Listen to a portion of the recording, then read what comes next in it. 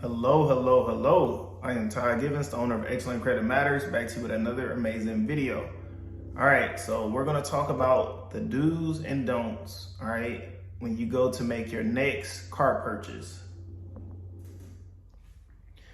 All right, guys, so the first thing that you wanna do, you wanna research your purchase, all right? So you're gonna research the pricing, okay?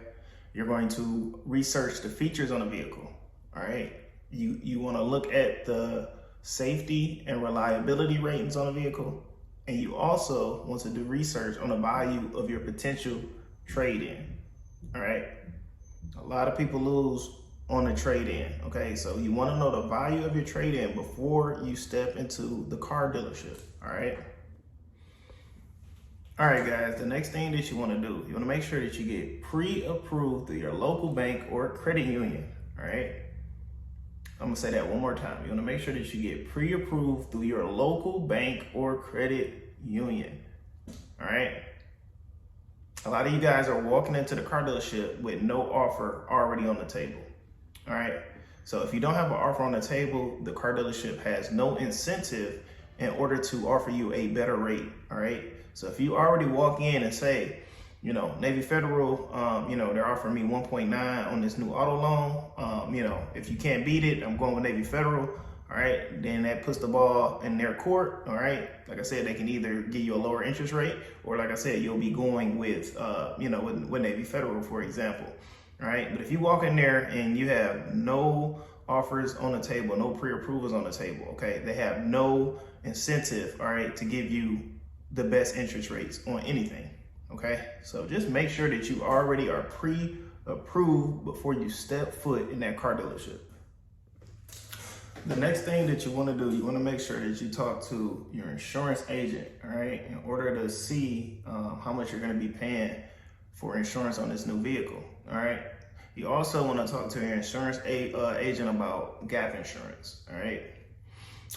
The best explanation of gap insurance, okay, is you get into a car accident, your insurance company covers, X percentage, okay, of the damage, okay? The gap insurance is going to cover the rest, right? That's the best way to explain gap insurance. So you see a lot of people get into car accidents and they're upset because their coverage is not covering the total damages of the vehicle. All right, so that's where gap insurance comes into play, and it's not that expensive, okay? I've seen people pay as low as $30 a month for gap insurance. Definitely worth it, but yeah, like I said, you wanna make sure that you talk to your insurance agent, all right? You do not want to purchase a vehicle and then find out on the back end how much you're gonna be paying in insurance, all right? You wanna know before you walk into the car dealership. All right, guys, do not start the conversation at the car dealership letting them know that you plan to pay cash for the vehicle, all right? A large percentage of how dealers make their money, all right, is through the actual auto loan, all right? So if you tell them that you're paying cash up front, all right, they have no incentive to give you a, the best car offer or the best car deal, all right? So the first thing that you want to do is negotiate the purchase price, all right? And then you can, you can say, oh, well, I haven't decided on, whether or not I want to finance or not. But no, do not walk in the car dealership saying, all right, the vehicle's $70,000, I got $70,000 cash, all right? Negotiate the purchase price first. And then, when you get to signing paperwork, tell them that you plan to pay cash, all right? Do not do it before, do it after. Negotiate the purchase price, all right? They will deter you by distracting you with, what do you want your monthly payment to be, all right? Don't get distracted. You're looking at the purchase price, all right? You're trying to negotiate that. Don't try to get the monthly payment down. Try to get the purchase price down, all right? All right, so two things that you want to know before you walk into the car dealership, all right? You want to know your budget, and you want to also know your credit score, okay? I've seen so many people go to the car dealership, They don't know their credit score. All right, that is a bad time to find out that you have a 500 credit score, or a 400 credit score, or a 605 credit score. All right, make sure that your credit score is as high as possible. Okay, before you seek financing for your vehicle. All right, you do not want to be paying 20%, 15%, 18% in interest. All right, on the auto loan. All right, get your credit together. All right, and also know your budget. All right, you do not want to be stuck with a car payment that you cannot afford. All right, we do not want that car repossessed. All right, so again, you want to pay attention to your budget. You want to pay attention to your credit score prior to going to the car dealership.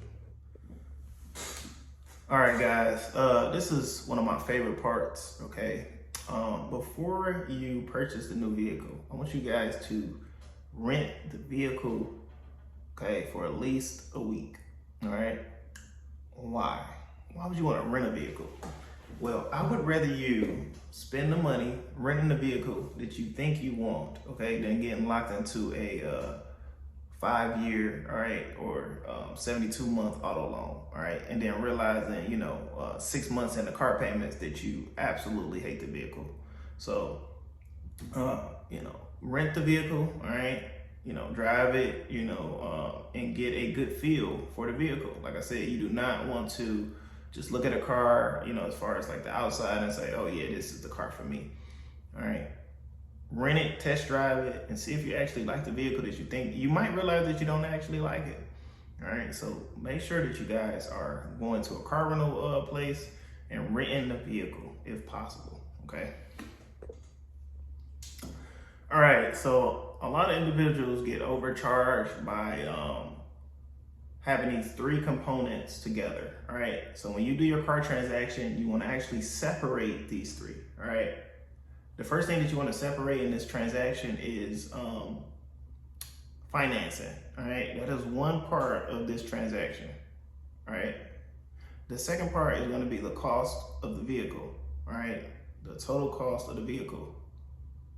The third thing is gonna be the value of your trade-in, all right? So by the car dealers merging these 3, all right, they're able to hide and, like I said, overcharge you for your auto loan, all right? So you wanna separate these 3, all right? You wanna separate these three.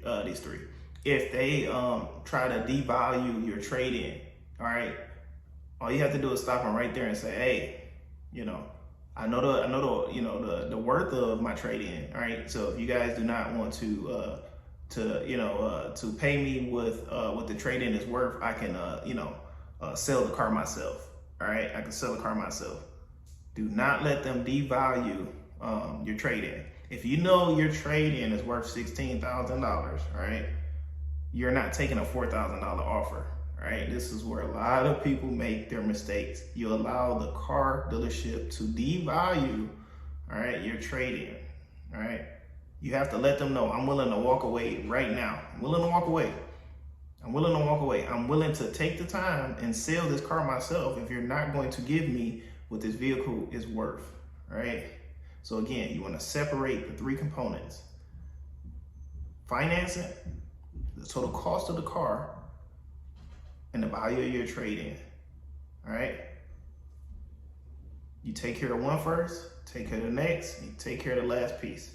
Do not get it, don't get them all, don't let them combine those 3, all right? Because you're gonna be paying more than you need to pay for that vehicle. All right, so after you trade in the vehicle, you do wanna contact the lender and make sure the vehicle is paid off. All right, I cannot stress this enough. All right, if you have a trade-in and it has a car payment on it, make sure that you contact that lender, all right, and make sure that the car dealership actually paid off your auto loan. All right. All right, guys. So you want to make sure that you are willing to walk away. All right, that is your greatest car purchasing power, and that is the dealership's worst fear, all right? Make sure that you guys are willing to walk away. I don't care if you've been in that car dealership for 5 hours, all right? Be willing to walk away. I do not want you guys stuck in a bad car deal, okay?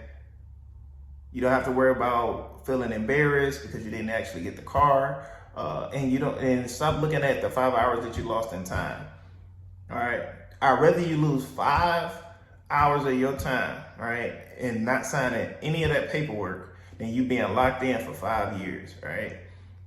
Do not get locked into a bad deal, all right? If you feel like it's a bad deal, be willing to walk away. All right, guys, I hope you enjoyed the video, all right? Excellent car purchasing strategies matter. I'm Todd Givens, and I approve this message.